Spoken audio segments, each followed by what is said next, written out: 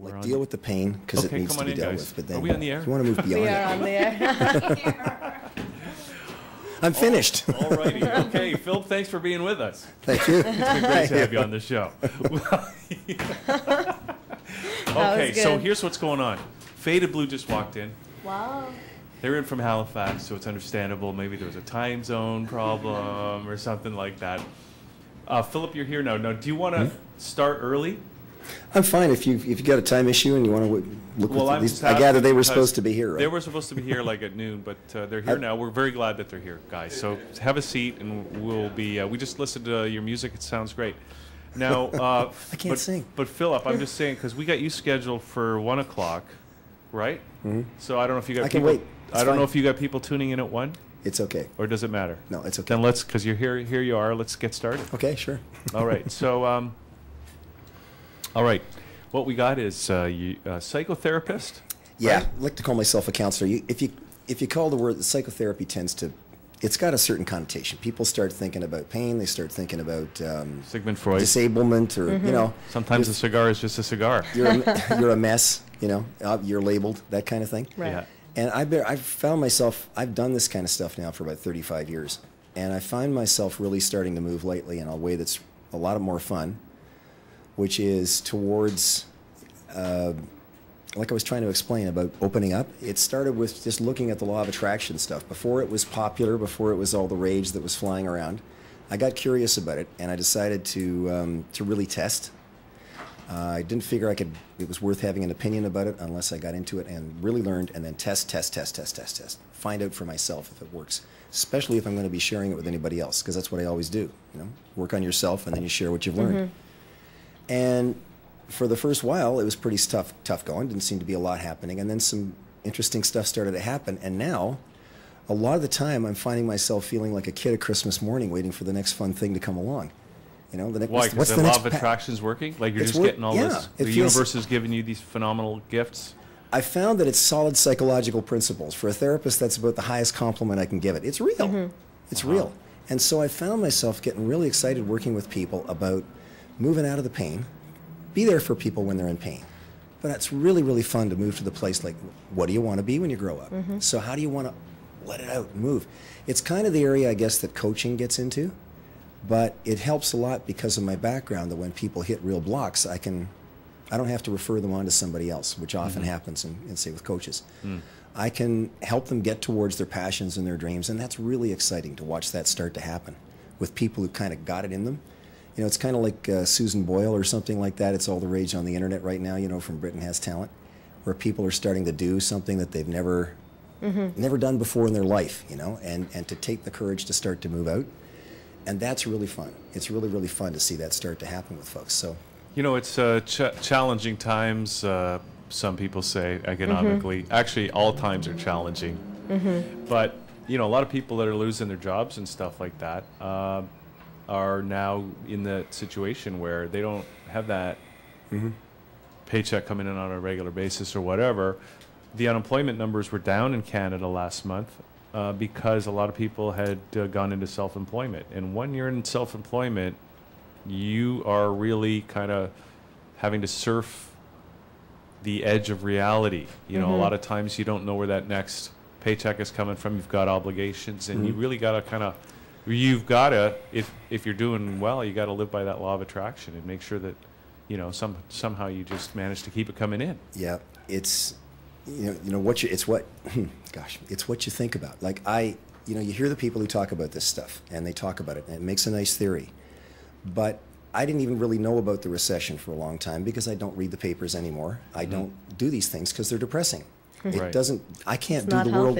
No, I mean, I can't do the world any good. Have you heard, I mean, you're on TV, right? So have you heard that, you know, the big cities are dangerous? This is the news that goes, people talk about this, right? But in fact, Toronto is one of the safest cities in the entire country. There's lots of smaller towns and cities that have higher crime rates than Toronto. Saskatoon is way worse than Toronto, exactly. Apparently. So it's what you focus on. So if you want to focus on this being bad news times, it'll be bad news. You'll create that. I mean, that's what they talk about. It makes no sense to say that unless you test it, though. And I've really found that I just don't pay attention to that stuff anymore. This is a time of great opportunity, if you want. Any time is a time of great opportunity. So you write your own script, basically. That's right. And what you focus on gets bigger. And I've spent thousands of hours, I guess, just sort of playing with this stuff every day and working with it and getting excited when I see stuff I've learned from therapy from 30, 35 years now of working with this stuff, to stuff from quantum physics, what the Bleep movie, to the people who talk about The Secret and all that kind of stuff. And when I see these things starting to overlap and I realize they're talking about the same thing with different words, Absolutely. it's getting kind of exciting. And then when it works, that's really exciting, so things have been happening. Why don't you just give us a little idea about your background, because you said that's an important part of what you're doing comes from your background. Yeah. So, well, I started as a client, and I don't want to go too much into it. It's depressing. I was a mess. I mean, it was bad. I had an alcoholic father, psychotic mother, had a massive breakdown in school, left 18 years old in grade 10, failed grade 10, and just was out in the world. Didn't know what to do. So I banged around for a long time until I started to get some help myself. I found a community that was here in Toronto back in the 1970s called Therafields, and that's where I started training. And it was wonderful. Had its issues and problems. Sorry, what was it called? Therafields. Therafields? Yeah, there's about 700 odd people living in houses here in the city. Wow. In a therapeutic community. We had about 400 acres of land up in Orangeville and a couple of houses in Florida, all from our own money. And there was a lot of excitement about it, as well as, straight therapy, community, support. So I was really involved with that for years, and that's where I got my training. And then I just kept on working with myself. But there came a time when I found those tools were not enough. They were beautiful, they were wonderful, and I loved the people who trained me. But I really wanted something else, and it was about, how do I open up and actually start to enjoy this life? And that's when I started checking this stuff out and fitting it in with the work that I do. And it really is exciting, but it's not something you can poke a stick at. It's real, and you've got to actually get into it and believe it. So I don't listen to the garbage stuff, because what does it do but get me depressed and get me focused on that? People say I need to hear well, they'll tell me if it's real serious. I'll find out. Somebody will let me know. Just a interesting story about that, because you say you don't read the papers or watch the news. And an interesting story that I read about that was that some fellow wrote this article, and this was in Britain, and he was on his way to work, a commute that day, and so he walked out of his apartment, he lived in London, he was going downtown to his job. Anyway, on his way to the subway or whatever, he saw a train wreck. There was a train wreck, and he saw it on his walk, and he looked down, and there was a train. It was wrecked, and the emergency crews were there, and they were dealing with it. They were taking the injured people off the train, and they were just dealing with the situation. Right. And he said, "Oh, that's interesting." And anyway, when he got to work, he picked up the morning paper, and the headlines were screaming, "Train derails" and blah blah blah.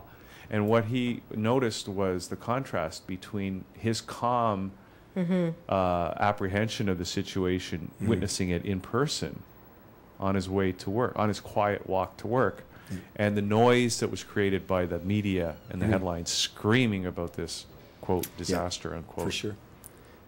It's what you spend your time on, what you focus on. I picked up a newspaper, Canada's national newspaper, a couple of days ago, just because I happened to be waiting for an appointment.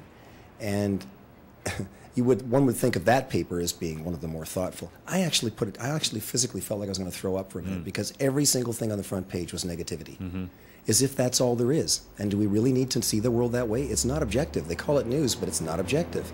And if we take that stuff in over and over and over again, it affects us. It affects how we feel about the world.